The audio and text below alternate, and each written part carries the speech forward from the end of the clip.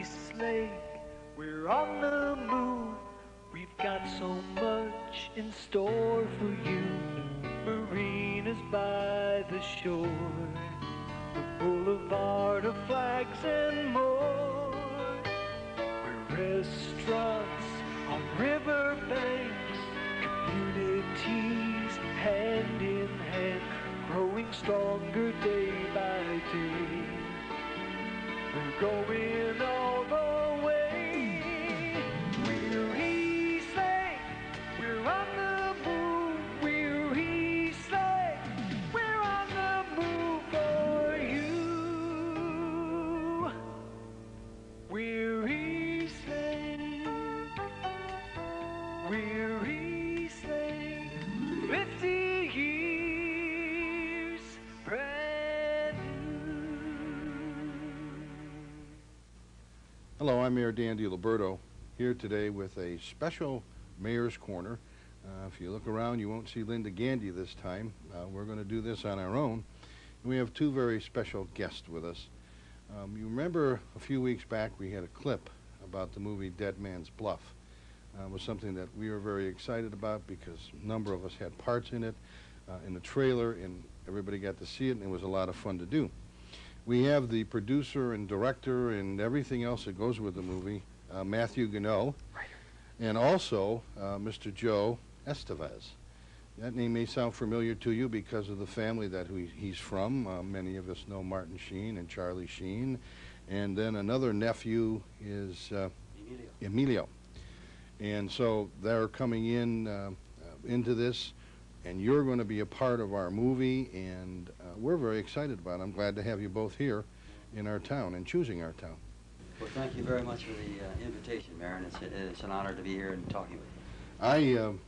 I get a kick out of everybody around City Hall running around trying to get to see you and say hello, and I get to actually talk to you and sit down with you. That it is a thrill for me.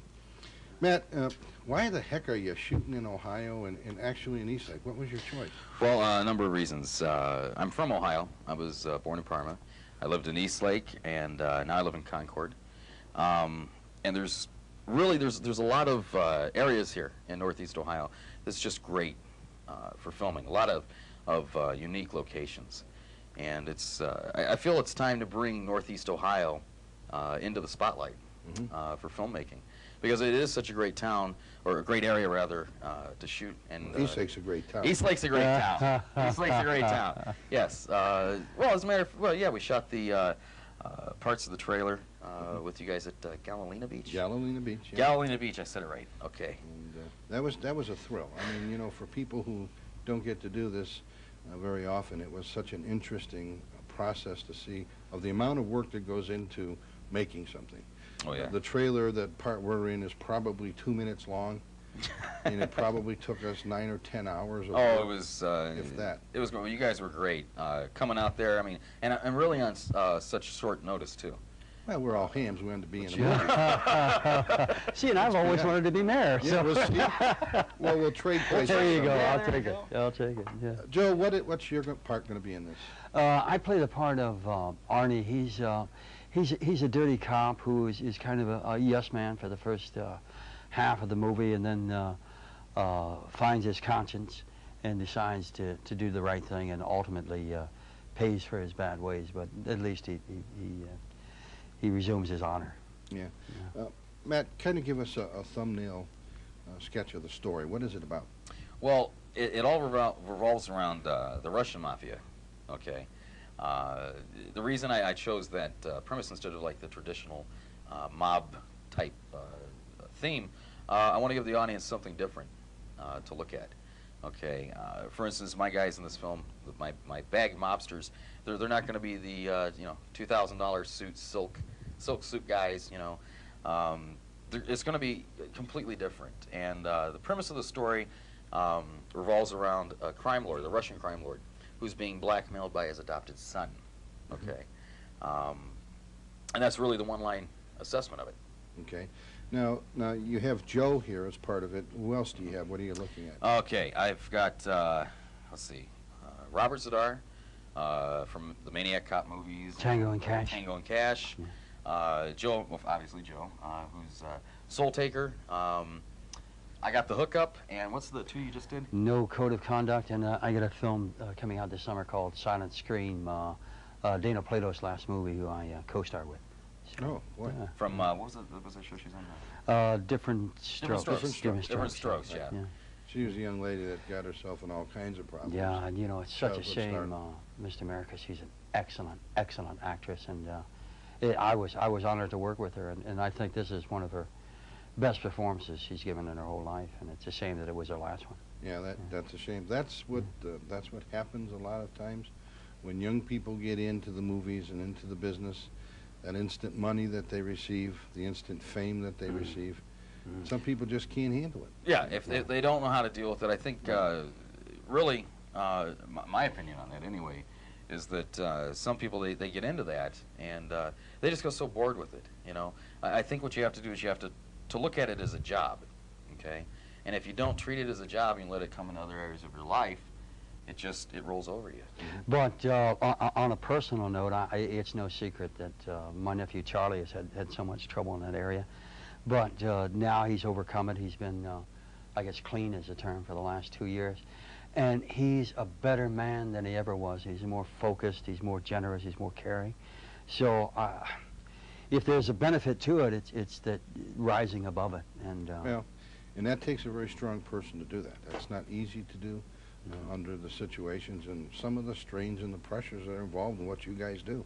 They are in everybody's job, but some more critical than others. And when you can put together, especially Matt, you being a young man, to put something like this together, especially a local kid, to do well. And this is why we want to talk about it, because our city is really enthusiastic about it. We showed the trailer, and I've heard a lot of comments from different people.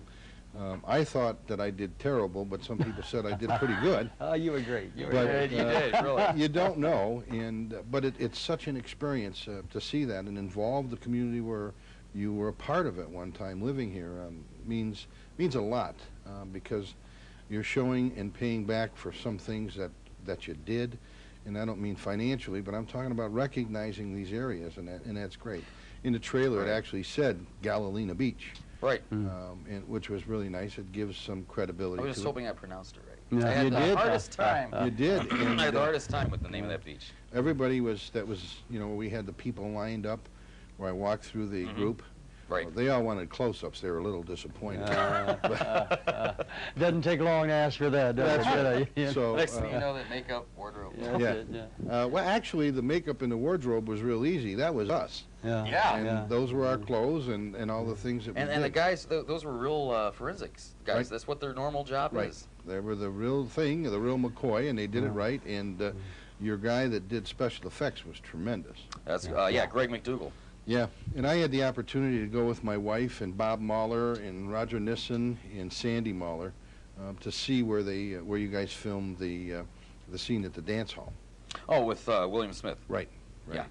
And that was a very exciting thing. You know, we don't get to see this stuff and get to see how you guys make something realistic from something that's make-believe. Yeah. Right. And it's a lot of fun to see, and you'd think when you see it, it's like, gee, I thought this was really something very involved. And it really was something very minor, just an illusion that you had. And that's what movies are stories that tell it through an illusion. Yeah, it's really difficult. See, what people don't realize is the amount of work that goes into just small seconds of film. Right. I mean, it's tremendous. I mean, you can spend days setting up a scene, a location, a week setting up a location that's just going to be on screen for 3 seconds. Yeah. And like you say, to create the illusion Correct. of reality. That's right. Yeah. And now with getting stars in here and visiting our city, this